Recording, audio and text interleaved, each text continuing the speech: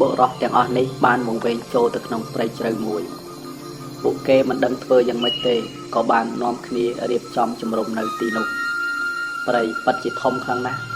ពួកគេក៏ចាប់ផ្ដើមពុះអស់ដើម្បីបង្កាត់ភ្លើងយកកម្ដៅហើយពួកគេក៏បានចាប់ផ្ដើមរកត្រីដើម្បីធ្វើម្ហូបនៅពេលយប់ពួកគេបានត្រីច្រើនណាស់ដែលពួកគេមិនធ្លាប់ជួបកន្លងមកបន្ទាប់ពីបានត្រីហើយពួកគេបាននាំគ្នាបង្កាត់ភ្លើងធ្វើម្ហូបដើម្បីបរិភោគនេះគឺជាសំណាងអាក្រក់របស់ពួកគេ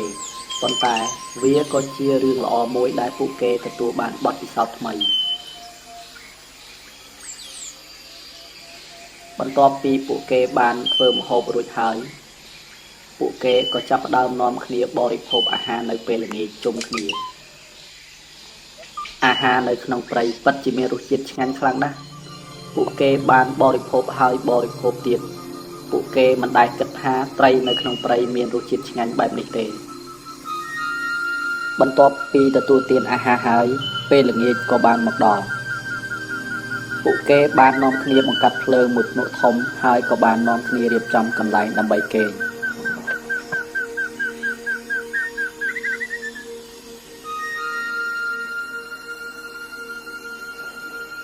ហើយបន្ទាប់ពីនោះពេលញ៉ាំអាហារពេលយប់ក៏បានឈានចូលមកដល់អាហារពេលយប់ដែលជាត្រីរបស់ធម្មជាតិពិតជាមានឲ្យជារសឆ្ងាញ់ណាស់ពួកគេក៏បាននាំគ្នាញ៉ាំទាល់តែអស់តែម្ដង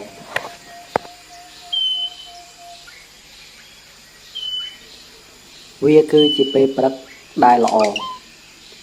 ពួកគេបានភ្ញាក់ពីដំណេកហើយក៏បានប្រមូលសម្ភារៈដើម្បីត្រឡប់ទៅឯស្រុកកំណើតវិញនេះគឺជាបទពិសោធន៍ដែលល្អបំផុតដែលពួកគេមិនធ្លាប់ជួបពីមុនមក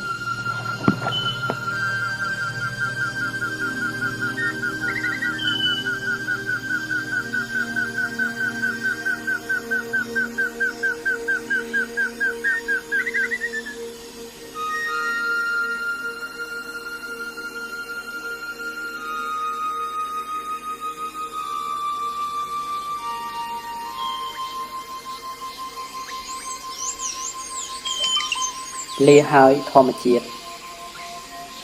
លាហើយបទពិសោធន៍ដែលធ្វើឲ្យខ្ញុំសប្បាយរីករាយ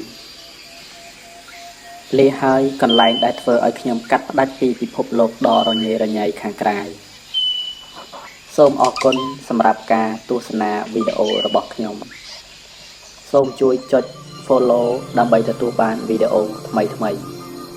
សូមឲ្យសំណាងល្អ